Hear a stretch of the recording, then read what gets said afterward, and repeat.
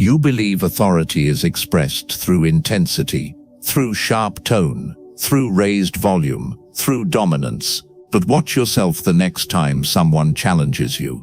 Your voice rises slightly, your speech speeds up, your sentences become shorter and harder. You feel powerful for a moment, but what actually happened? Your nervous system activated, and instead of stabilizing it, you projected it.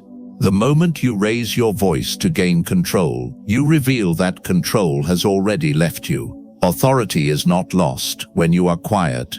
It is lost when you become reactive. Reactivity is always detectable, and what is detected follows physiology. The mind may believe it is commanding, but the nervous system is the signal tower. When disagreement appears, when resistance pushes back, when someone questions your position, your body activates before thought completes. Heart rate rises, breathing shortens, tone tightens, cadence accelerates. Most leaders interpret this activation as strength. It is not strength, it is threat response, and threat response is loud. You are not commanding the room, you are compensating for instability. Others may not consciously analyze this, but biologically, they register it.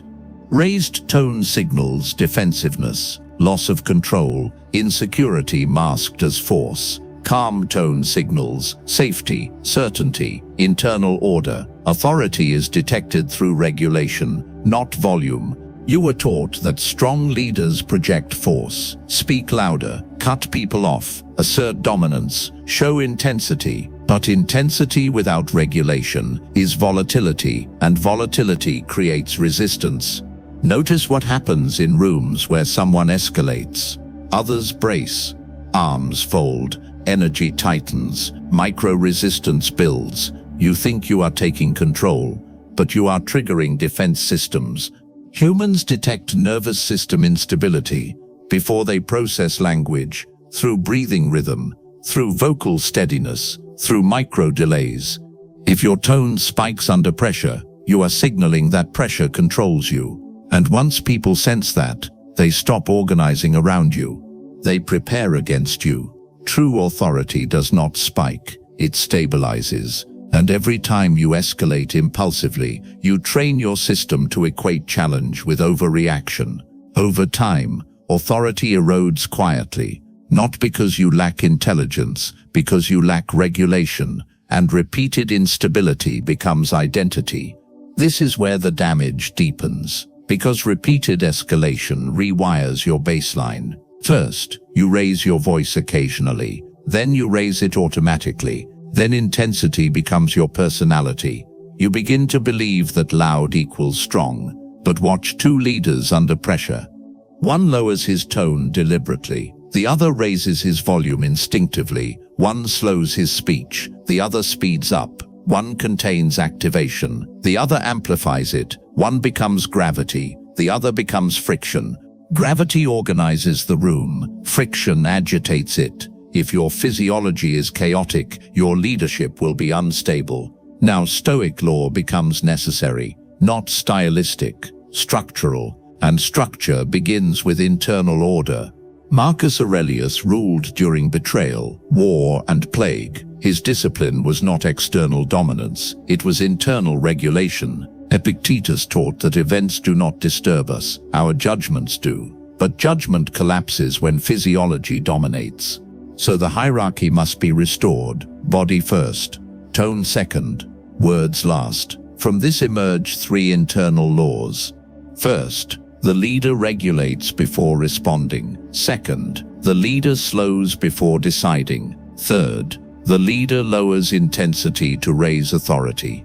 When challenged, your first responsibility is not argument, it is stabilization. If breath shortens, slow it. If voice tightens, lower it. If pulse rises, pause.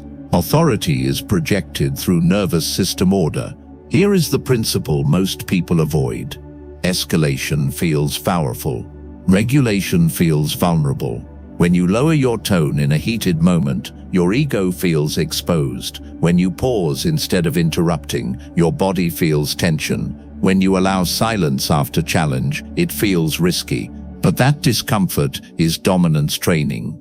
You are overriding threat response. Each time you stabilize instead of escalate, you strengthen command circuitry. Each time you remain calm under activation, you reduce future volatility.